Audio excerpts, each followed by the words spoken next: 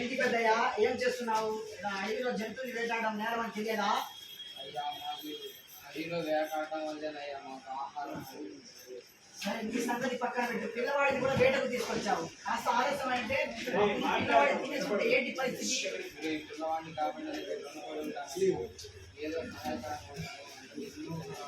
పిల్లవాడిని వేటకు తీసుకొచ్చే బదులు పట్టణంలో స్కూళ్ళకు పంపిస్తే పిల్లవాడు చదువుకుంటాడు కదా. అవునయ్యా.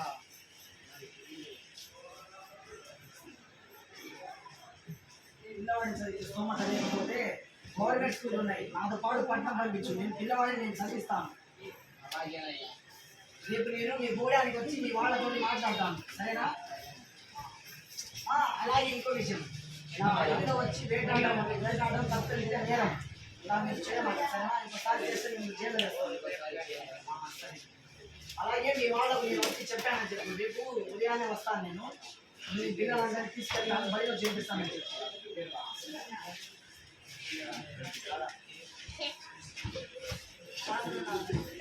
ఓ వీరయ్య సురయ్య రండిరా.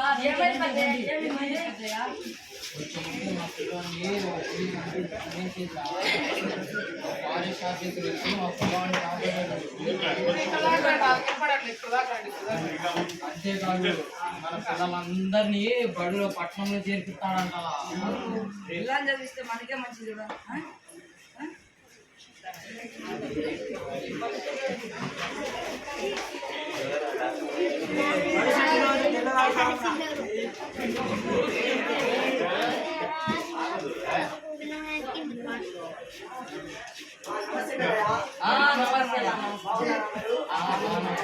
ఏ బాధ లేదు, పిల్లల్ని నాతో పంపించండి.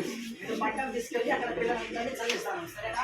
మీ పిల్లలు పెద్ద అయిన తర్వాత ఉద్యోగాలు చేసుకుని జాగ్రత్తగా వస్తారు, సరేనా? మీకు ఏ చింత లేదు, సరేనా?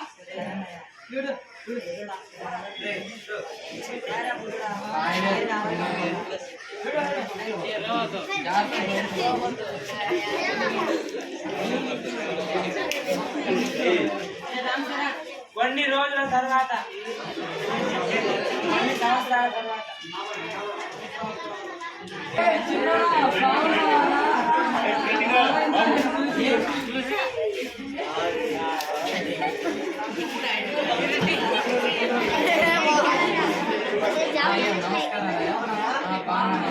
చూసాను పెద్దయ్య, నువ్వు ఆ రోజు పిల్లల్ని బడికి పంపించడం వల్ల నీ పిల్లలు ఈరోజు చదువుకొని ప్రయోజకులయ్యారు.